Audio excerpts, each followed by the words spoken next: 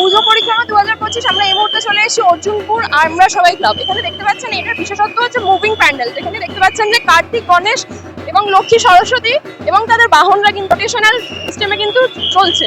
এবং এখানে যে প্রতিমা কিন্তু এক অন্য রূপ দেখাচ্ছে, যেখানে দেখানো হচ্ছে নারী শক্তি। নারী শক্তি অর্থাৎ নারী অর্থাৎ মা দুর্গা। মা দুর্গার কপালে ত্রিনয়নে দেখতে পাচ্ছেন কলম, মানে এখনকার দিনে নারী শক্তি কতটা শক্তিশালী হয়ে উঠেছে এবং শক্তিশালী হবার কারণে সে যদি মা হয় তাহলে তার সন্তানের ক্ষেত্রে এবং সমাজের ক্ষেত্রে কতটা বড় মেসেজ দিচ্ছে।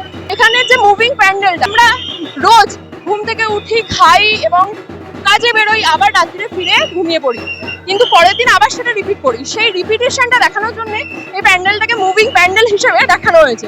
তাছাড়াও যে চিত্র আপনারা দেখছেন এই মুহূর্তে, যে এখানে কিন্তু যে পৃথিবী রোটেট হচ্ছে যে মোশন, এদের সেই মোশনটা দেখানোর চেষ্টা হয়েছে। তার ওপরেই ঠিক দেখতে পারবেন একটা লাইভ গাছ, মানে জীবন্ত একটা গাছ, যেখানে খুব সুন্দর একটা গাছ বাঁচিয়ে রাখার খুব সুন্দর মেসেজ দেওয়া হয়েছে।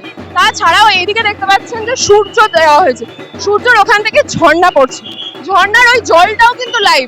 প্রতি ঘন্টায় দেখতে পাচ্ছেন কাতারে কাতারে মানুষের ভিড় হচ্ছে শুধু এই কনসেপ্টের জন্য। সব থেকে বড় কথা, এই যে পুরো পুজোটা, এটা কিন্তু পুরো মহিলাদের উদ্যোগে ফ্লোটিং এই প্যান্ডেলটা, মানে ওপরটা পুরো ছাদটা কিন্তু ফ্লোট করছে।